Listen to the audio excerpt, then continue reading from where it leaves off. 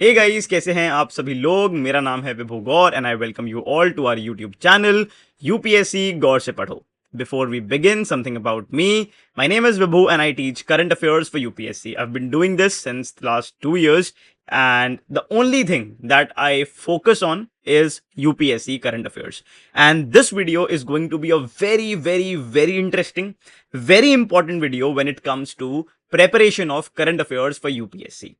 मैं बिल्कुल भी आपका टाइम वेस्ट नहीं करूंगा। Will straight away dive into the video और जो आज आपको इनसाइट्स मिलेंगी आई एम श्योर वो आपका पर्सपेक्टिव करंट अफेयर्स को लेके तो जरूर चेंज करेंगी। हाँ जी, आपको आपकी स्क्रीन पे दिख रहा है free and rule based Indo Pacific a shared priority for India and Japan, prime minister Modi. UPSC current affairs के जो गलियारे हैं, ठीक है, यूपीएससी में जो करंट अफेयर्स का कंटेंट सीन है, जब भी ऐसा कोई डेवलपमेंट होता है, this is the one thing that we see in daily current affairs, weekly current affairs, monthly current affairs, कि भाई साहब आपको आर्टिकल और आपको झट से आर्टिकल के नोट्स मिल जाते हैं। आर्टिकल में ये लिखा है, उसकी समरी मिल जाती है। भाई साहब, एआई के जमाने में ना, if you just copy this article, इसका कॉपी भी मत करो, स्क्रीनशॉट ले लो, चैट जीपीटी को डालो, एक प्रॉम्प्ट लगाओ, झट से आपको यूं उसका पूरा समरी एक नोट्स फॉर्म में बनकर मिल जाएगी। आप उसको कहीं अपलोड करो, उसको कैसे भी सजा दो, कैसे भी डेकोरेट कर दो और खट से लेकर उसके ऊपर कंटेंट बना दो। This is what we are feeding to aspirants when it comes to current affairs and this my friend is absolute bullshit. मैं ऐसा क्यों बोलता हूं वो मैं आज आपको प्रूव करके दिखाऊंगा। आप लोगों ने कुछ थोड़ा बहुत तो करंट अफेयर अभी तक पढ़ा होगा, आईआर, सोसाइटी, पॉलिटी, इकोनॉमी, कोई भी टॉपिक, कैसे भी डेली किसी इनिशिएटिव से, मंथली मैगजीन से, कहीं से कुछ भी अगर थोड़ा बहुत देखा है तो आप रिलेट कर पाओगे। ठीक है, इस एक छोटे से टॉपिक के इसको यूज करके as an example I will show you what exactly needs to be done when it comes to current affair. और मैं आपको बोल रहा हूं, आप इस वीडियो में लास्ट तक बने रहिए, आपका पर्सपेक्टिव आज चेंज होके रहेगा, ये गारंटी है। ठीक है जी, ये आर्टिकल आता है आपके न्यूज़पेपर में। इंडिया और जापान पे अभी उनका 16th एनुअल समिट हुआ, तो एक नहीं मल्टीपल आर्टिकल्स आए अलग अलग न्यूज़पेपर्स में। पीआईबी ने भी उसके बारे में बात करी, बहुत सारी वेबसाइट्स ने इंडिया जापान के ऊपर बात करी। इंडिया जापान एग्जाम के लिए एक्सट्रीमली इंपॉर्टेंट है। बहुत कम ऐसे बाइलेटरल रिलेशनशिप्स हैं। पहली बात तो हमको पीवाईक्यू ही नहीं मालूम पड़ता, हम लोग हर दूसरे देश के ऊपर बाइलेटरल रिलेशंस प्रिपेयर करने के वो खड़े हो जाते हैं। अरे यूपीएससी ने किन बाइलेटरल रिलेशंस पर पीवाईक्यू में क्वेश्चन पूछा है वो तो जाके देखो। गिनती की कंट्रीज हैं, श्रीलंका, इजराइल, यूएस, जापान, जिन पर उन्होंने क्वेश्चन पूछा है। आप कोई मर्जी कंट्री आ जाए, मोदी जी कहीं चले जाएं, आप बैठ जाते हो लेके, अरे भैया लो बाइलेटरल रिलेशन प्रिपेयर करो। नहीं करना। हाँ, इंडिया जापान करना है, क्यों? क्योंकि पीवाईक्यू आया हुआ है, तो आगे भी आ सकता है।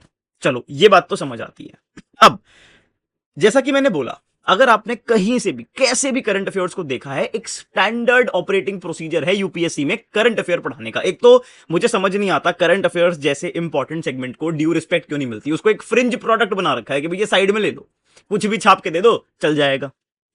अब क्या मिलेगा आपको? बेसिक एक सिंपल कोई भी करंट अफेयर के कंटेंट में आपको मिलेगा कॉन्टेक्स्ट। आपको पकड़ा देंगे कि भैया ये कॉन्टेक्स्ट है, ठीक है।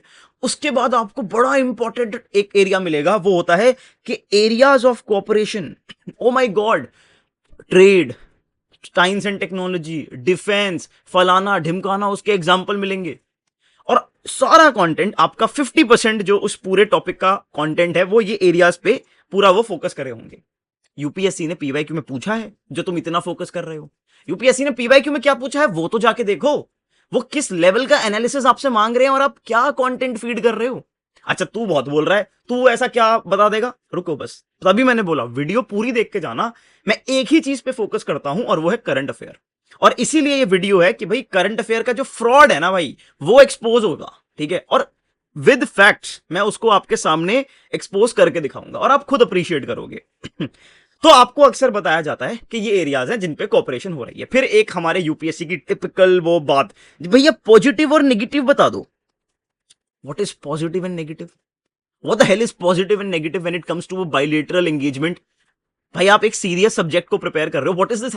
कहीं पर भी हर जगह घुस जाते हो आप अपना पॉजिटिव नेगेटिव लेके। हर जगह थोड़ा ना पॉजिटिव नेगेटिव होता है। भाई एक प्रॉपर एनालिसिस होता है, क्या होता है अभी दिखाऊंगा, पर हाँ हमको बस पॉजिटिव बता दो रिलेशन के, नेगेटिव बता दो। अरे लड़की देख रहे हो या लड़का देख रहे हो कि पॉजिटिव बता दो नेगेटिव बता दो। अच्छा फिर एक वही वे फॉरवर्ड बता दो, वे फॉरवर्ड बता दो, वे फॉरवर्ड, और फिर कंक्लूजन, खत्म। ये एक टिपिकल करंट अफेयर्स का कंटेंट है जो आपको 99% कहीं आप कहीं चले जाओ करंट अफेयर्स को लेके यही मिलेगा। वही आपको घिसे पिटे नोट्स मिलेंगे, वही उसका एक्सप्लेनेशन मिलेगा, वही पॉइंट्स मिलेंगे, कोई इधर का उधर का इधर कर रहा है। ठीक है, अच्छा तू बता भाई क्या खास है, सुन ली तेरी इतनी बात तो चलो अब मैं दिखाता हूं। पहले आप मुझे एक बात बताओ, हम इंडिया जापान क्यों प्रिपेयर करेंगे? क्योंकि यूपीएससी के मेंस में GS2 नाम का एक पेपर है जिसका IR एक सेक्शन है जिसमें मैक्सिमम, भाई साहब अगर बिल्कुल ही कुछ क्रेजी हो जाए तो भी इंडिया जापान पर एक से ज्यादा क्वेश्चन नहीं आएगा एक पेपर में। ऐसा तो है नहीं कि 4 IR के क्वेश्चन जो आते हैं चारों इंडिया जापान पे होंगे, तो आपको मैक्सिमम एक क्वेश्चन आंसर करना है इंडिया जापान पे, या तो 150 शब्दों में या 250 शब्दों में। लेकिन हमें तो भैया पूरे एनालिसिस में डुबा दो, नहीं, we have to prepare everything in bare minimum words जो हमारे दिमाग में फिट हो जाए, क्योंकि हमारे ब्रेन का एक बैंडविड्थ है उसमें फिट हो जाए, कंटेंट जो हमको मल्टीपल डायमेंशंस दे, एग्जाम में जो भांति भांति प्रकार के आपको क्वेश्चंस देखने को मिलेंगे उनको आंसर करने में आपकी हेल्प करे। अच्छा अब don't you think when you are preparing India Japan you should have at least one readymade introduction कि यार इंडिया जापान पे जब मर्जी क्वेश्चन आ जाएगा I will write this one introduction.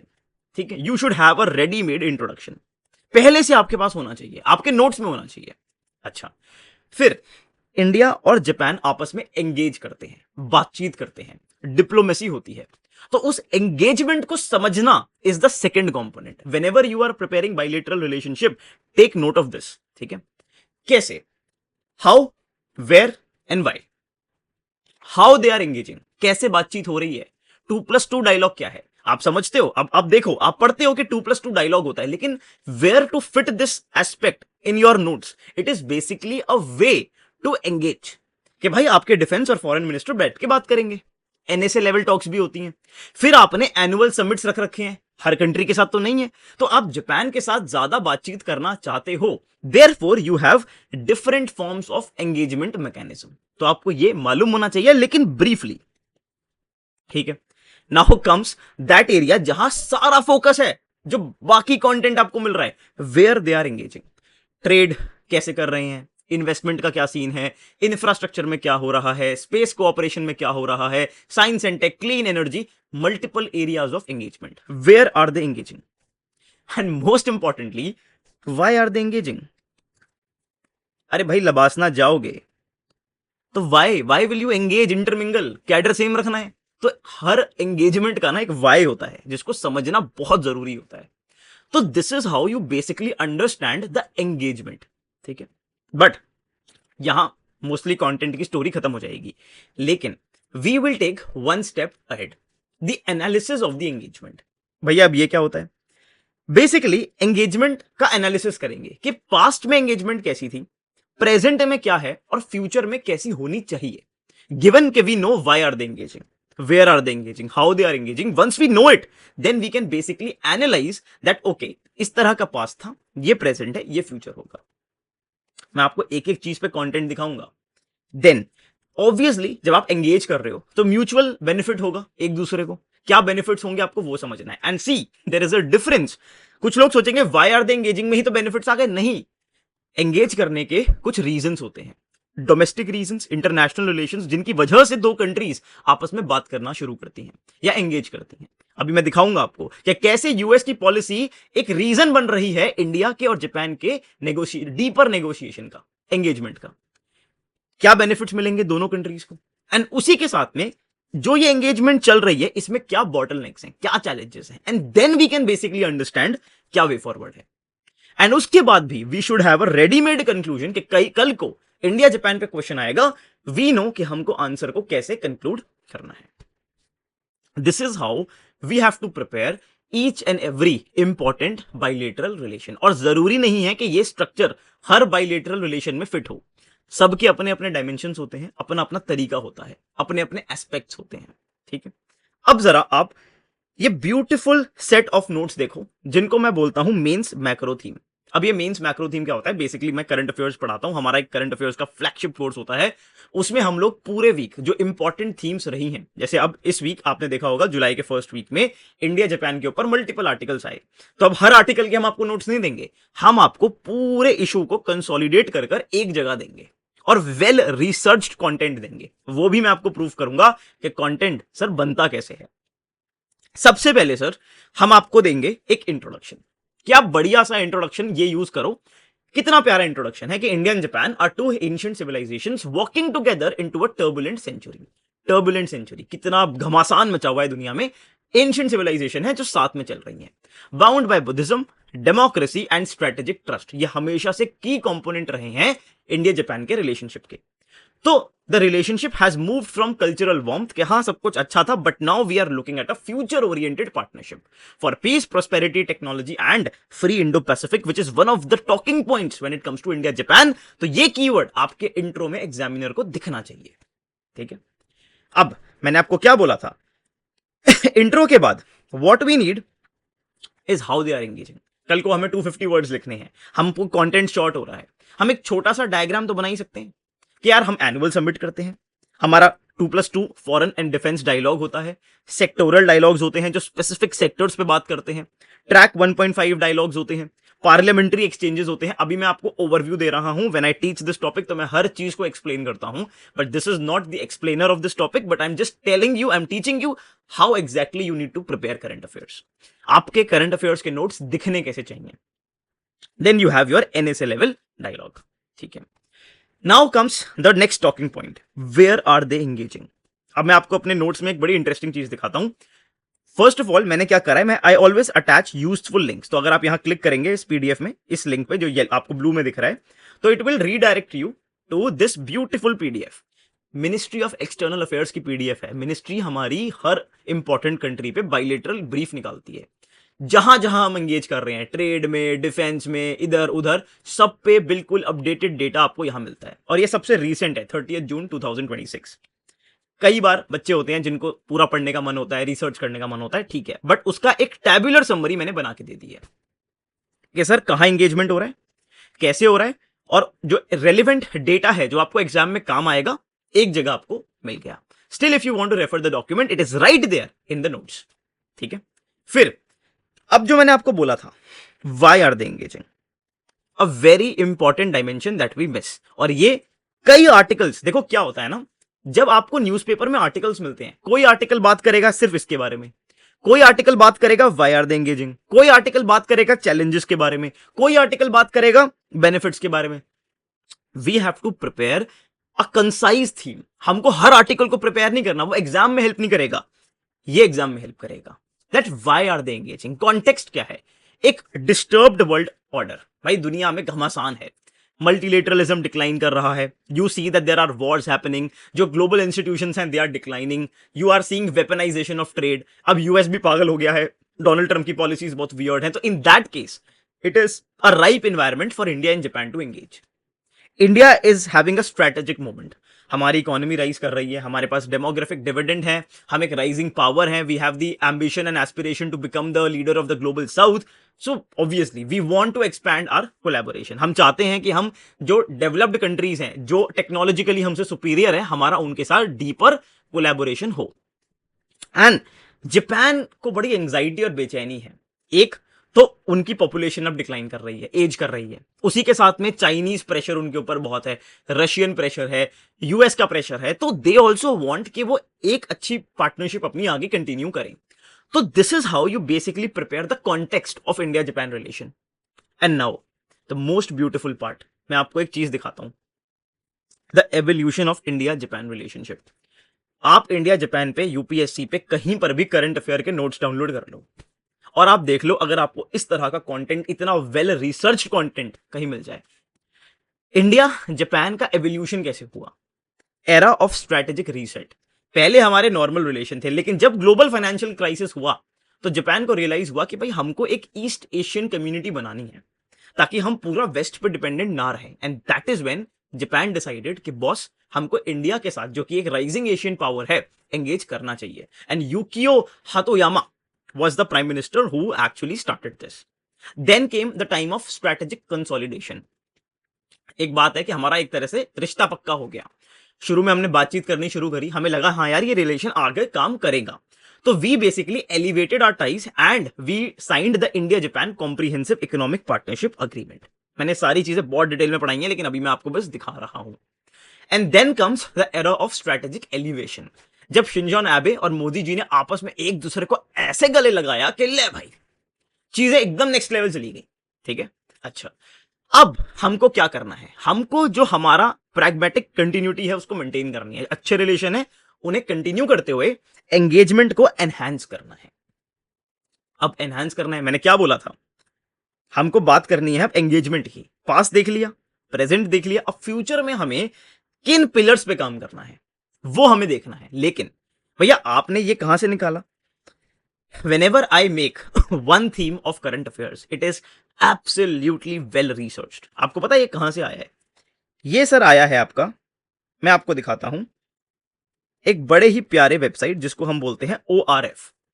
ORF का आर्टिकल था Japan and India 20 years of strategic partnership, जहां पर ये स्ट्रैटेजिक रीसेट, कंसोलिडेशन, एलिवेशन, ये जो कॉन्सेप्ट मैंने आपको दिखाया ये मैंने यहां से पिक किया. और सिर्फ ये एक सोर्स नहीं है. इस एक थीम को बनाने के लिए आप देखेंगे मैंने बाइलेटरल ब्रीफ को यूज किया जो MEA की है. उसी के साथ में मैंने कुछ चैलेंजेस पिक करे इंडिया जापान रिलेशंस का, जो इशू ब्रीफ है जो गवर्नमेंट रिलीज करती है. उसी के साथ अभी मैं आपको दिखाऊंगा जो करंट समिट हुआ है उसमें क्या क्या चीजें अचीव हुई वो हमने लिया मिनिस्ट्री की वेबसाइट से. उसी के साथ में I was looking for a very good way forward. Although पुराना आर्टिकल है बट ये एक बड़ी अच्छी वेबसाइट है, विवेकानंद इंटरनेशनल फाउंडेशन. उनका ये मुझे एक आर्टिकल मिला जहां से मुझे वे फॉरवर्ड मिला और उसके कुछ पॉइंट्स मिले, और साथ ही में मैंने आपको ORF दिखाया. इतने सारे सोर्सेस को वेल रिसर्च करके मैं आपके लिए करंट अफेयर्स के टॉपिक्स प्रिपेयर करता हूं और इतनी क्लैरिटी के साथ आपको उनको प्रेजेंट करता हूं. उसी के साथ में यू कैन सी कि हमको अब जो हम डिस्कशन कर रहे थे फ्यूचर में किन पिलर्स पे एंगेज करना है. इंडो पैसिफिक डिफेंस एक बहुत इंपॉर्टेंट एरिया रहेगा. जो 3 T's हैं, trade, technology, talent, clean energy cooperation and next generation technologies like AI.